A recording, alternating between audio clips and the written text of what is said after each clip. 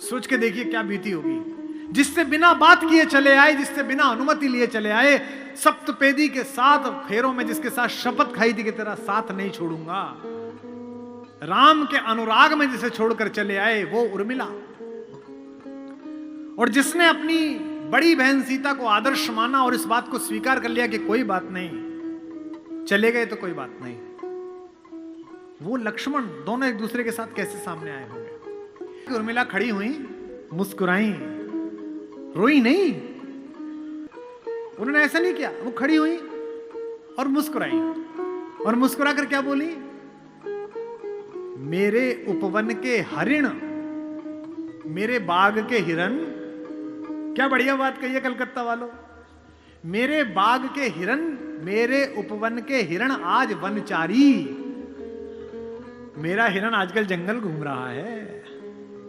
और अगली पंक्ति क्या बोली, इस पर आप माता उर्मिला को याद करना, मेरे उपवन के हिरण आज वनचारी, मैं बांध न लूंगी तुम्हें तजो भय भारी। छोड़ो। दूसरी मां हमारी मां सुमित्रा। लक्ष्मण पूछने के लिए गए कि मां मैं अयोध्या में रहूं या भैया जंगल जा रहे हैं उनके साथ चला जाऊं। तो मां ने क्या कहा, अयोध्या? कौन सी अयोध्या? जो पे राम सिया वन जाई। सुमित्रा जैसी मां, लक्ष्मण जैसा प्यारा सा बच्चा, कहती है बेटा जो पे राम सिया वन जाई, अवध तुम्हार काम का चुनाई। अवध में तुम्हारा क्या काम है?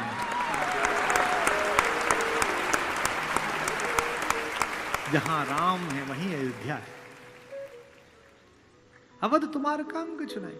और राम तो फिर भी हमारी मां के साथ है, सीता के। एक सत्संग है, एक स्नेह की डोर है। माना कि गृहस्थ में नहीं है, तपस्या का जीवन है, लेकिन फिर भी एक दूसरे की सुन तो रहे हैं। और यहां पति पत्नी बैठे हो तो वो इस बात को महसूस करेंगे जो 20 वर्ष 25 वर्ष बिता चुके हैं। एक समय आता है जब आपका कोई प्रेम का बहुत ज्यादा डोर नहीं होती, एक दूसरे के साहचर्य की होती है कि रहनी चाहिए यहीं। और पति को भी लगता है ये रहनी चाहिए और पत्नी को भी लगता है कि रहना चाहिए। हमारे महेश्वर तिवारी ने पंक्ति लिखी है, इस हॉल में बैठी सारी भाभियों को और माओं को समर्पित करता हूं। एक तुम्हारा होना क्या से क्या कर देता है, एक तुम्हारा होना क्या से क्या कर देता है, बेजुबान छत दीवारों को घर कर देता है। राम के साथ तो फिर भी सीता हैं। हमारी माता उर्मिला तो अकेली हैं। उनसे तो पूछा भी नहीं गया है कि अनुमति ली जाए कि नहीं ली जाए। एक दृश्य है चित्रकूट में, जहां पहली बार उर्मिला, मांडवी और श्रुतकीर्ति आई हैं अपनी सास के साथ राम को मनाने। तो सीता तो बड़ी बहन है, बड़ी बहनें छोटी बहनों का हित समझती हैं। लड़कियों में होता है कि छोटी की बात समझ लेती हैं, माता पिता की आवश्यकता नहीं होती, खुद ही कर देती हैं। सीता समझ गई कि उर्मिला आई है और संकोच में अपने पति से मिल भी नहीं रही है, और लक्ष्मण इतना संकोची है कि मिलेगा भी नहीं उर्मिला से।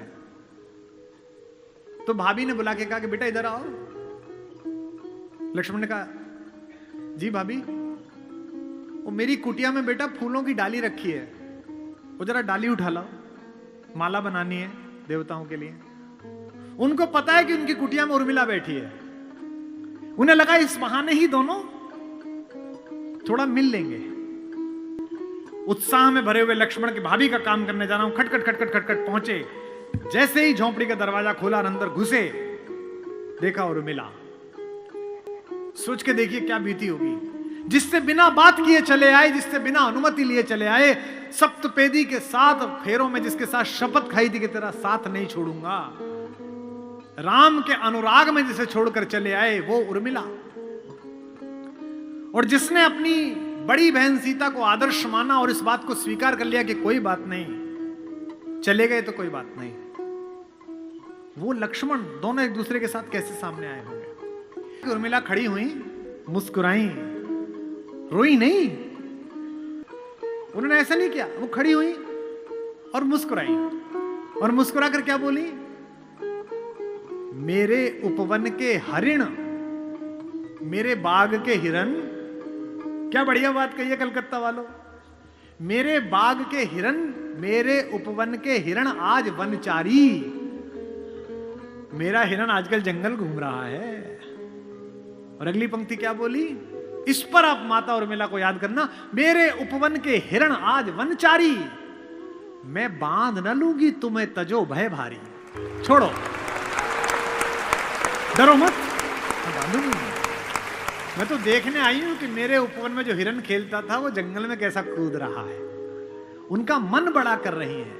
और लक्ष्मण ने भी कितनी अद्भुत बात कही, लक्ष्मण ने कहा कि तुम मेरी केवल पत्नी नहीं हो, इस पर भी लक्ष्मण को तारीफ देना, आशीर्वाद लेना उनसे कि हम उन्हें स्मरण कर रहे हैं। लक्ष्मण ने कहा कि भाभी की बहिना तुम केवल पत्नी नहीं हो, तुम जगत जननी भारतेश्वरी सीता की छोटी बहन हो, उनके योग्य वर हैं राम, त्रैलोक्य का स्वामी तो ऐसी ही पत्नी से साथ वर्ता, लेकिन मुझे पता नहीं कि मैं इतना योग्य हूं या नहीं हूं कि मैं जगत जननी की छोटी बहन का पति बन सकूं। मैं उस योग्य बनने के लिए इस जंगल में आया हूं आज, ताकि मैं तेरे योग्य बनूं।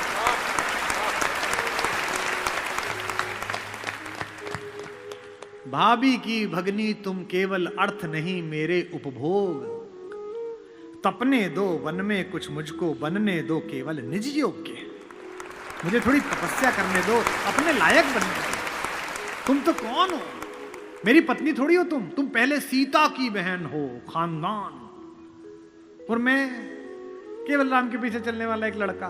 मुझे इस लायक तो बनने दो कि सीता माता किसी को परिचय कराएं और कहें कि ये मेरी छोटी बहन का पति है, ऐसी योग्य तो बनने।